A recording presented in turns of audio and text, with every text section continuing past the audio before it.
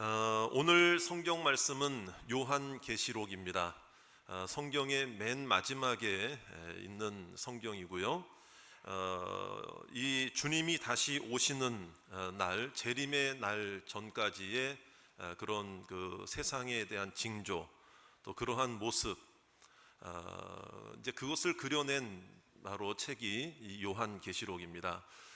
그런데 이제 많은 분들의 성도님들 중에 많은 분들이 이 요한계시록을 읽으면서 이 징조라든지 상징적으로 쓰여져 있는 이 글을 보면서 좀 두려워하기도 하고, 과연 세상이 어떻게 될 건가, 뭐 이런 생각들을 하면서 성경을 보는 분들이 있어요. 그런데 분명히 알아야 될 것은 이 요한계시록 말씀도 하나님께서 허락하신 약속의 말씀입니다. 그리고 사랑의 음성입니다. 왜 그러냐? 오늘 그 당시에 이 요한계시록이 쓰여질 당시에 많은 박해와 환란이 있었어요. 그러니까 믿음의 성도들에게 하나님께서 우리를 구원하셨다, 천국은 분명히 존재한다, 예수님은 분명히 다시 오신다, 믿지 않는 세상을 향해서는 예수님이 다시 오시는 것이 이 심판의 모습이지만, 바로 우리 믿는 성도들에게는 언제 예수님이 오시더라도 구원의 완성의 시간이고 천국에 가는 시간인 줄로 믿습니다. 그러니까 우리는 두려워할 필요가 없죠. 언제 예수님이 오시든, 아니면 예수님이 오시기 전에 내가 언제 하나님 나라의 부르심을 받든, 믿음 안에 있는 자는 두려울 게 없는 줄로 믿습니다. 그래서 그 당시에 믿음이 흔들리는 많은 성도들이 이 요한계시록에 있는 말씀을 읽을 때마다 천국은 분명히 존재하는구나, 주님은 나를 구원하시기 위하여 다시 오신다, 이러한 믿음에서 흔들리지 않게 하기 위한 것이 이 요한계시록임을 우리가 알아야 되는 것입니다. 자, 그렇다면 이 마지막 때라고 하는 것의 모습이 보면은요, 자, 우리 한번 1절에 보시면은요, 일곱째 인을 뗐다고 그랬어요. 이 인이라고 하는 것은 봉인을 했다라는 것입니다. 그러니까 이제 요한계시록의 5장부터 이렇게 보시면은 이제 두루마리, 하나님의 말씀과 계시를 상징하는 두루마리에 봉인이 되어 있는 거예요. 근데 그 인을 하나씩 떼었는데, 오늘 말씀해 보니까 몇 번째 인까지 이제 뗄 때가 되었습니까? 일곱째 인. 그러니까 일곱째 인까지 뗄 때가 되었다는 것은 그만큼 이제 마지막 때가 더 가까워졌다는 것을 우리에게 상징적으로 보여주는 거예요. 그러나 여기서 우리는 오해하지 말아야 돼요. 마지막 때라고 하는 것이 몇 년도부터 몇 년도까지다, 몇 년도 몇 월 달이다, 이렇게 성경은 말씀하시지 않습니다. 이거는 이렇게 해석하고 이렇게 이야기하는 것은 분명히 잘못된 성경관이고, 이건 하나님 앞에 잘못된 해석입니다. 이런 해석을 따르면 안 됩니다. 분명히 주님께서는 말씀하셨죠. 그날과 그 시는, 그때는 오직 하나님만이 아신다. 할렐루야. 그러나 우리는 분명한 것은 아직 예수님이 재림하셨습니까? 안 하셨습니까? 재림 안 하셨죠. 그러니까 분명히 이 요한계시록이 쓰여질 당시부터 지금까지가 다 마지막 때라고 우리는 생각해야 된다는 거예요. 그렇기 때문에 우리도 예수님이 다시 오실 날을 사모하시기를 바랍니다. 우리의 구원이 이루어질 날을 사모하시기를 원합니다. 천국을 사모하시기를 원합니다. 영원한 나라를 사모하시기를 원합니다. 그러니까 이 세상과 상황을 보면서 우리는 두려워할 게 없는 거예요. 그런데 이제 마지막 인을, 일곱째 인을 떼실 때에 하늘이 반 시간쯤 고요했다고 하는데요. 왜 고요했느냐? 자, 그리고 이 마지막 때를 말씀하시면서 오늘 향로가 나옵니다. 근향로. 여러분, 근향로가 무엇을 말하는 것일까? 자, 그리고 거기에 담겨진 향은 뭘 말하는 것일까? 그러니까 이런 것들을 우리가 오늘도 살펴보면서 우리가 마지막 때를 살아가면서 어떠한 자세와 어떤 마음으로 살아야 할지를 다시 한번 성경을 통해서 돌아볼 수 있는 시간이 되시기를 주의 이름으로 축원합니다. 자, 먼저 우리가 알아야 될 것은 뭐냐면요, 금향로에 담겨져 있는 그 향이 뭘 말하느냐, 이걸 우리가 먼저 좀 해석을 해야 됩니다. 자, 3절에 있는 말씀 한번 읽어보겠습니다. 3절입니다. 다 같이 시작.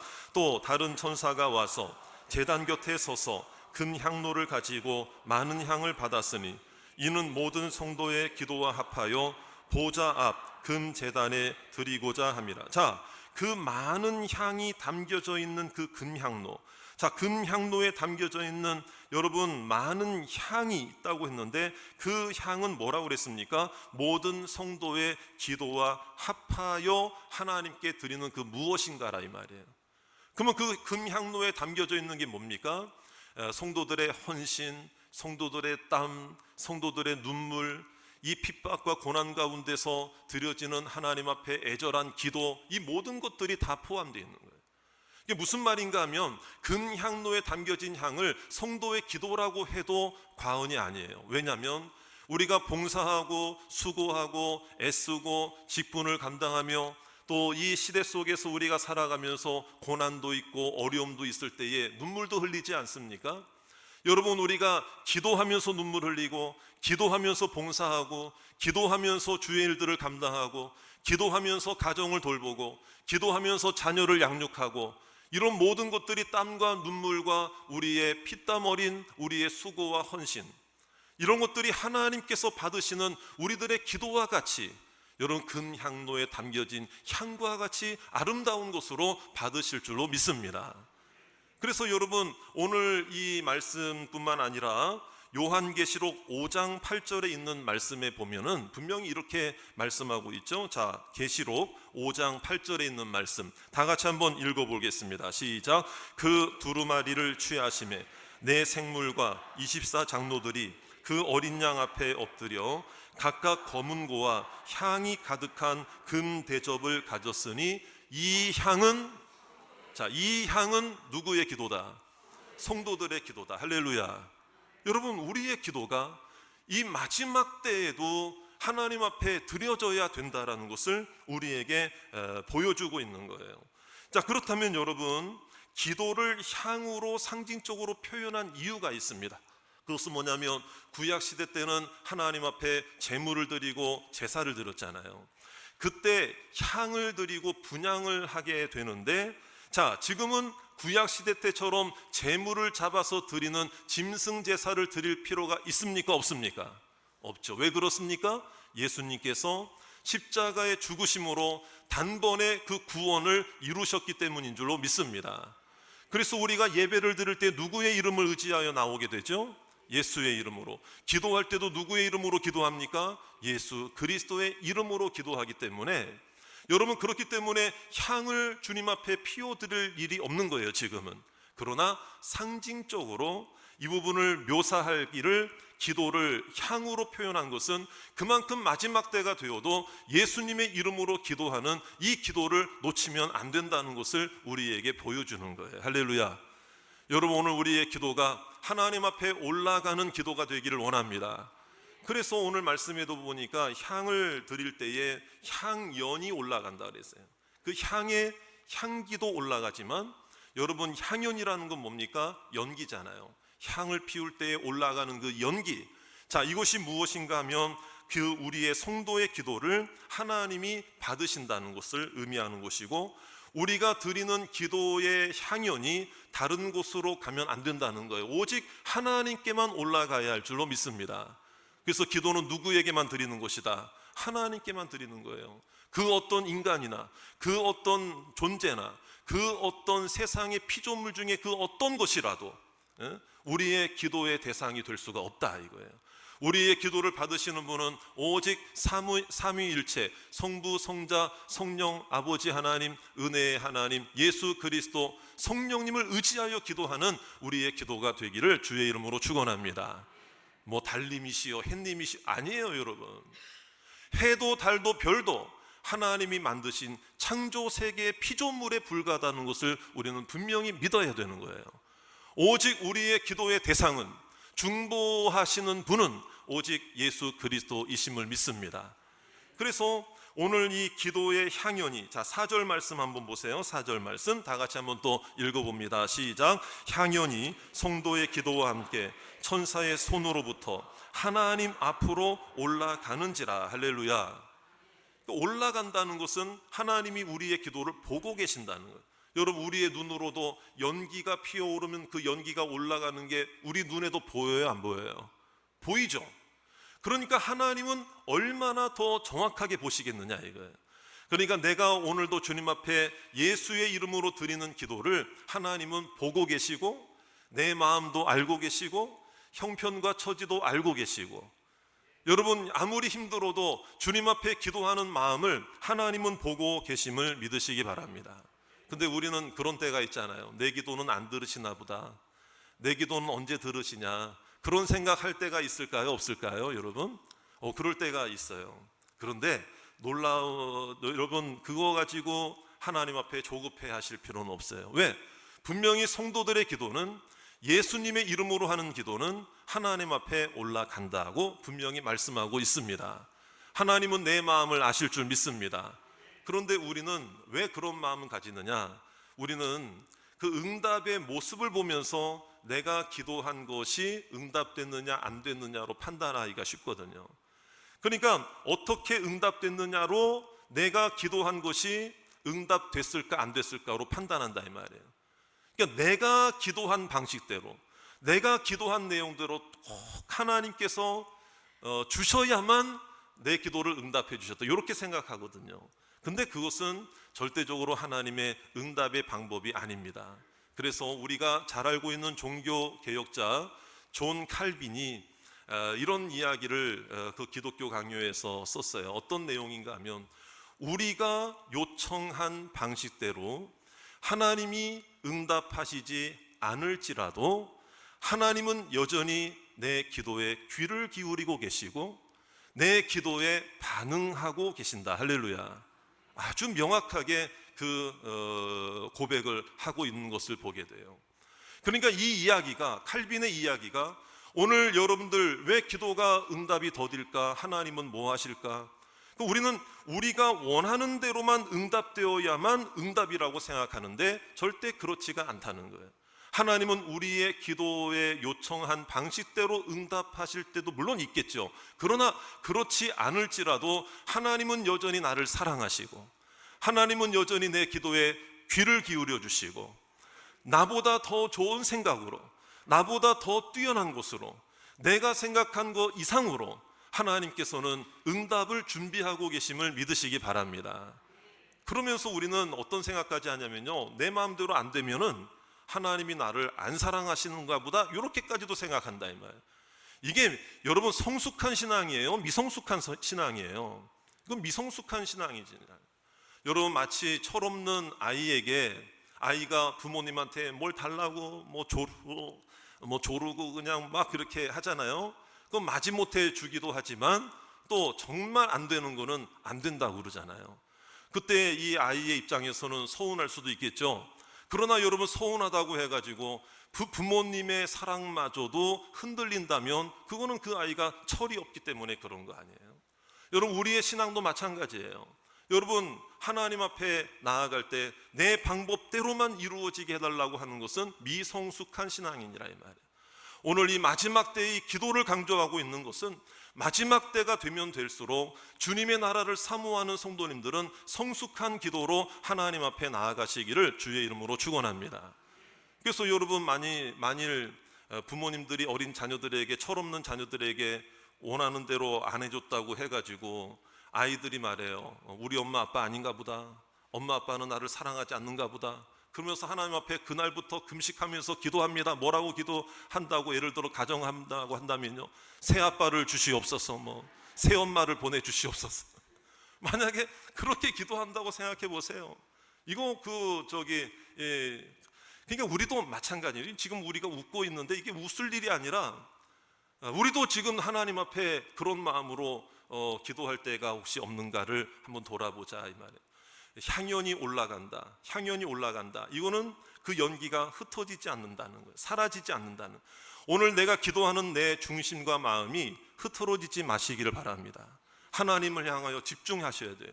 하나님을 바라봐야 돼요. 하나님이 어떻게 응답하시든지 하나님이 나에 대한 사랑은 흔들림이 없다는 것을 믿어야 될 줄로 믿습니다. 그래서 오늘 이 말씀을 통해서 향은 곧 기도의 성도의 기도다, 이렇게 우리가 생각할 수 있고요. 그러면 그 향이 담겨져 있는 금향로는 뭘 의미하겠느냐? 정말 천국에 무슨 금향로가 하나씩 있다는 얘기입니까?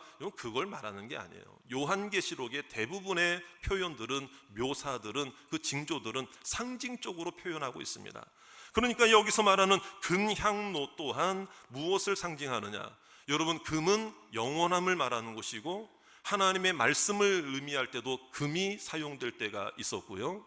또 무엇인가 하나님의 영광을 상징할 때 금을 소재로 표현할 때가 참 많이 있습니다. 그런데 여기서 말하는 금향로라고 하는 것도 하나님의 영원함과 하나님의 그 신성과 하나님의 영광에 대해서 말하는 것인데, 특별히 성부, 성자, 성령 중에서 우리의 기도를 하나님께 올려드리는 중보자이신 예수 그리스도를 말하는 거예요. 그러니까 이것은 무엇인가 하면, 우리가 기도를 드릴 때에 내 뜻과 인간적 노력과 인간적 경건의 능력으로 내 기도를 하나님이 받으시는 것이 아니고 철저하게 예수 그리스도의 이름 안에서 우리의 기도를 받으실 줄 믿습니다. 이것은 예수 그리스도의 이름으로 우리가 기도하는 것과 마찬가지. 그러니까 기도할 때의 대표 기도나 개인 기도할 때의 마지막에 마무리를 우리는 항상 어떤 문장으로 기도를 마무리하죠? 누구의 이름으로 기도합니다? 그런데 우리가 유의해야 될 것은 예수님의 이름으로 기도합니다라는 그 문장 자체도 주문처럼 해서는 안 된다는 거예요. 여러분, 주문처럼 하라고 해서 그 기도를 그렇게 우리에게 가르쳐 준 게 아니에요. 여러분, 예수님의 이름으로 기도합니다라고 한다는 것은 예수님의 보혈로 내가 구원을 받았으니 하나님은 언제나 예수 그리스도의 보혈의 의를 통해서 죄인인 나를 용납해 주시고 죄인인 나를 받아주십니다라는 것을 인정하는 고백입니다. 이게 바로 예수님의 이름으로 기도합니다, 이거예요. 그리고 또 하나의 의미는 뭐냐면, 내 능력으로 나아가는 것이 아니고 하나님은 예수 그리스도의 이름으로 내가 주님 앞에, 하나님 앞에 나아가게 하신다는 것을 우리는 분명히 알아야 할 줄로 믿습니다. 또 하나는 어떤 의미가 있는가 하면, 내가 아무리 고난 중에 있고 연약함 가운데 있고 부족하고 나의 모습은 하찮은 존재처럼 보일다 할지라도 예수님의 이름으로 기도하는 그 기도의 음성은 하나님의 보좌를 움직이고 하나님께서 우리의 기도를 들으시고 역사하시는 능력의 기도가 될 수 있다. 할렐루야. 내가 능력이 있어서가 아니고 예수 그리스도의 이름이 능력이시기 때문에 그런 줄로 믿습니다. 그래서 여러분, 예수님의 그 고백 속에, 예수님의 말씀 속에 요한복음 11장 41절 2절에 보면은요, 이런 말씀이 나와요. 항상 아버지께서 내 말을 들으시는 줄을 내가 알았습니다. 이렇게 고백하고 있어요.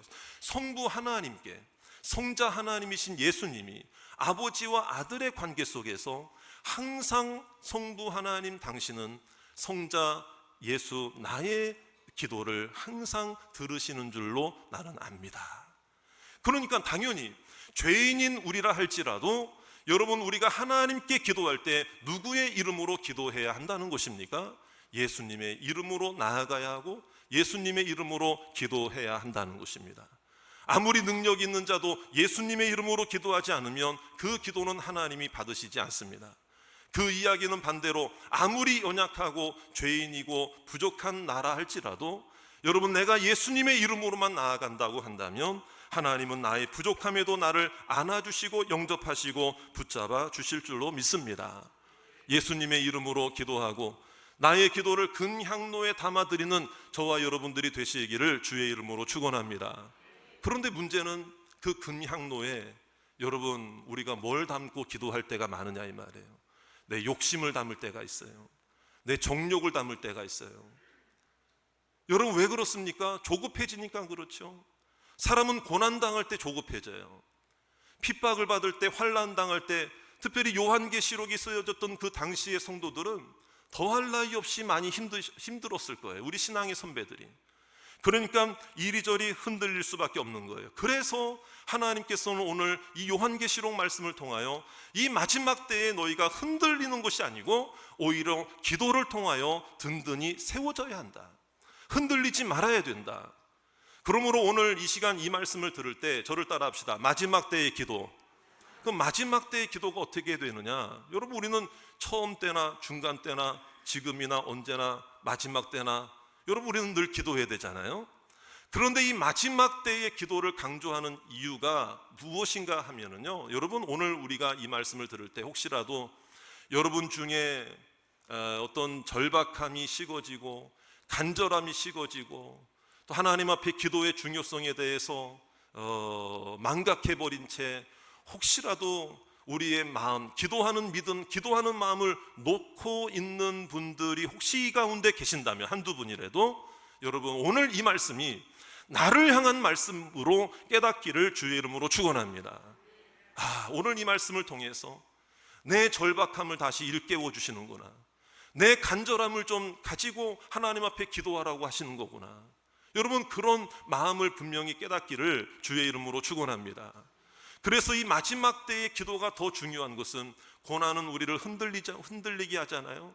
그래서 야고보서 5장 13절에 뭐라고 우리에게 당부하고 있는가 하면은요, 따라 우리 한번 읽어봅시다. 시작. 너희 중에 고난당하는 자가 있느냐?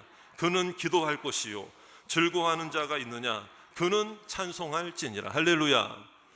고난이 더해질수록 기도가 더 강해지시기를 바랍니다. 여러분, 고난과 어려움이 우리를 더 힘겹게 할수록, 고난이 더 깊어질수록 기도가 깊어지기를 바랍니다. 기도가 간절해지기를 주의 이름으로 축원합니다. 그래서 우리가 아까 보셨잖아요. 향을 드릴 때, 그러니까 인을 뗄 때에 왜 하늘이 반 시간쯤, 지금 그야말로 이 단어적으로도 말하면 한 30분쯤 고요했어요. 왜 고요했을까? 이것도 우리가 우리에게 어떤 연상시켜주는 그 장면이 뭐냐면은요, 구약시대 때에 제사를 드릴 때 향을 피우거나 아침 저녁으로 향을 분향을 할 때에 이 향이 꺼지면 안 되거든요. 향을 드릴 때 향을 피우는데 하나님 앞에 올라가는데 소요되는 시간이 한 30분 정도 됐다는 거예요. 그러면 여러분, 정확하게 30분을 재고 안 재고의 문제가 아니고, 여러분, 기도로 표현되는 이 향을 드릴 때에, 이 기도로 표현되는 상징되는 그런 기도를 드릴 때에 하늘이 여러분 어떻게 해요? 30분 동안 고요했다. 여러분, 이게 무엇인가 하면 성도들의 고난과 연관이 있는 거예요. 그러니까 그 당시에 요한계시록이 쓰여질 당시에도 성도들이 얼마나 힘들었겠어요. 그런데 그때 일곱째 인을 뗄 때 하늘이 고요해졌다. 이것은 성도들이 기도할 때 하나님께서 주변을 잠잠케 하심으로 우리 성도들이 기도하는 그 기도를 집중해서 듣기를 원하셨고, 귀담아 듣기를 원하셨고, 하나도 놓지 않으시려는 하나님의 심정을 의미하는 줄로 믿습니다. 이것은 우리에게도 마찬가지예요. 우리가 하나님 앞에 기도할 때 여러분, 때로는 우리의 심령과 마음속에 나를 시끄럽게 만들고 나를 어지럽게 만들고 나를 혼란스럽게 만드는 세상의 소리가 잠재워지는 축복이 있으시기를 원합니다. 기도할 때 주의 음성만을 들으시기 바랍니다. 기도할 때 하나님 말씀만이 떠올려지시기를 원합니다. 기도할 때 하나님만 생각하시기를 원합니다. 하나님의 선하심만 바라보시기를 주의 이름으로 축원합니다. 그렇기 때문에 우리가 오늘 주님 앞에 기도할 때 내 절박함과 간절함과 절실함을 회복해야 한다는 것입니다. 이게 마지막 때의 기도라는 거예요. 여러분, 오늘 우리는 잘 알잖아요. 야고보서 5장에도 분명히 말하고 있잖아요. 너희가 욥의 인내를 알았다. 너희가 욥의 인내를 보지 않았느냐? 그의 결말, 하나님께서 주신 결말을 네가 보지 않았느냐? 욥의 인내를 배워라. 저를 따라 합시다. 욥의 인내를 들었거니와. 욥의 인내. 욥의 인내가 뭐냐면 바로 이게 기도거든요. 인내하면서 기도하고 기도하면서 인내하고. 근데 하나님께서 어떤 결말을 주셨다고 그랬습니까? 야고보서 5장 11절에 보면 주는 가장 자비하시고 긍휼히 여기시는 자신이라 그랬어요. 오늘도 마지막 때를 맞이하여 주님 앞에 절박함과 간절함으로 기도하는 우리 성도님들의 마음속에 하나님께서 큰 은혜로 채워주실 줄로 믿습니다. 여러분, 그러므로 오늘 우리가 주님 앞에 드리는 여러분 금향로에는 여러분 나의 기도가 담겨져 있어야 하고, 나의 절박함이 담겨져 있어야 하고, 나의 간절함이 담겨져 있어야 하는 것입니다. 그런데 한번 여쭤볼게요. 여러분들이 하나님 앞에 드리는 그 기도의 항아리에는 지금 무엇으로 채워져 있는가? 혹시 나의 욕심으로 채워져 있지는 않는가? 내 정욕으로 채워져 있지는 않는가? 나만 잘 되면 되지, 나만 응답받으면 되지. 여러분, 하나님께 우리는 맡기는 마음이 있어야 되는. 여러분, 이번에 올림픽 했잖아요. 여러분, 금메달을 놓고 치열하게 경쟁했잖아요. 그러면 기도 중간에 기도하는 선수들도 종종 눈에 보이더라고요. 그럼 여러분, 이런 질문을 한번 던질 수 있을 것 같아요. 여러분, 결승전에서 만난 두 선수가 각자가 정말 독실한 신앙인이고 하나님을 의지하고 믿는 사람들인데 각자가 똑같이 하나님 앞에 간절히 기도했어요. 그럼 어떻게 기도했을까?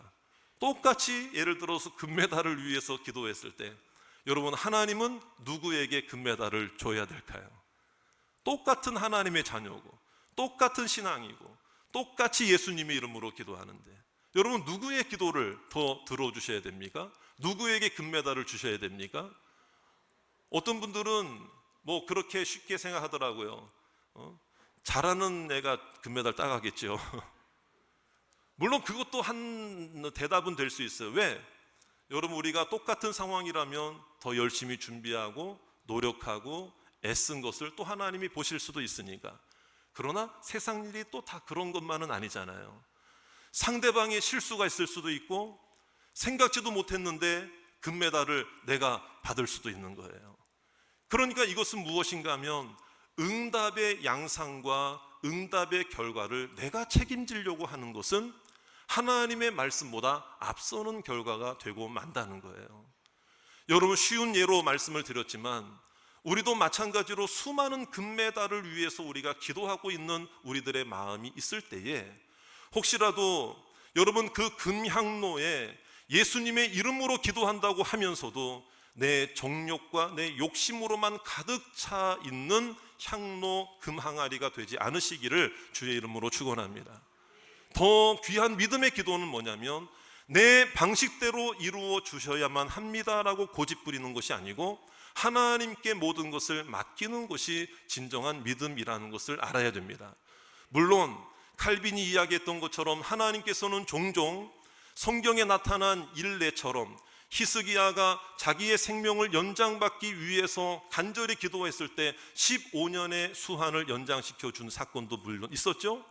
그걸 통해서 칼빈이 이야기한 게 무엇인가 하면 그럼에도 불구하고 모든 결과를 하나님께 맡겨야 됨에도 불구하고 하나님께서는 일정 부분 기도의 간절함을 회복하게 하기 위해서 일정 부분 기도에 열심을 내도록 허용하신 부분이 있다는 것을 분명히 칼빈도 이야기를 합니다.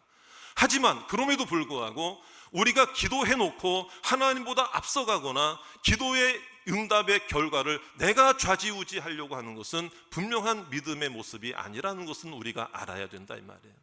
그러므로 오늘 우리가 기도가 하나님 앞에 간절한 기도라고 하는 것은 저를 따라 하실까요? 순수한 기도, 하나님께서 하실 것을 믿는 기도, 바로 그것이 우리가 주님 앞에 드리는 간절한 기도가 되어야 한다는 것. 그러므로 여러분, 예수님의 이름으로 금향로에 나의 기도의 제목을 담고 주님 앞에 간절함으로 기도하시기를 주의 이름으로 축원합니다. 하나님의 영광을 위해 기도하시기를 원합니다.